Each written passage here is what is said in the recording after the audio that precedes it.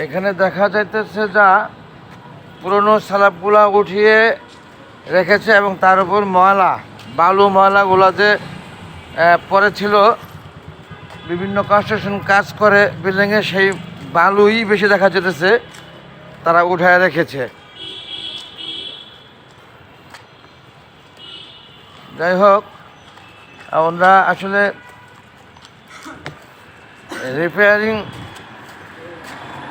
কাজের মতোই কাজ করছে দেখে বোঝা যাইতেছে। যা ওখানে আবার একটু কোপায় রেখেছে ড্রেনের ওই পাশে, ওইখানে সম্ভবত আবার একটু নেট ফিনিশিং দেবে কিনা, দেবে হয়তো, এই জন্য সিপিং বলে যেটাকে সিপিং করছে। সিপিং কোপায় রাখা মানে সিপিং, এটা আবার প্লাস্টার করবে সম্ভবত, দেখে বোঝা গেল যা।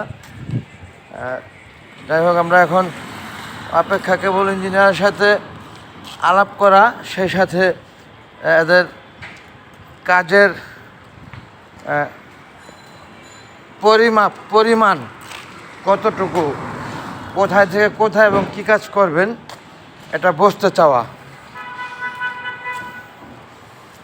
হ্যাঁ, এই যে সেই নেট ফিনিশিং মানে প্লাস্টার করে গেছেন ওই পাশে দেখা যেতেছে। এই যে এইভাবে মাল রেখে রাস্তার উপরে স্ল্যাব এবং স্ল্যাবের উপর মাল যেগুলি ড্রেনে ছিল পড়া, আর ওই প্লাস্টার করেছে দেখা যেতেছে। আর এদিকে রাস্তা প্রায় অর্ধেকের বেশি বা অর্ধেক বন্ধ করে মাল রেখে কাজ করতেছে এরা, এতে করে যানবাহন চলাচলেও ব্যাঘাত ঘটতেছে কিছুটা।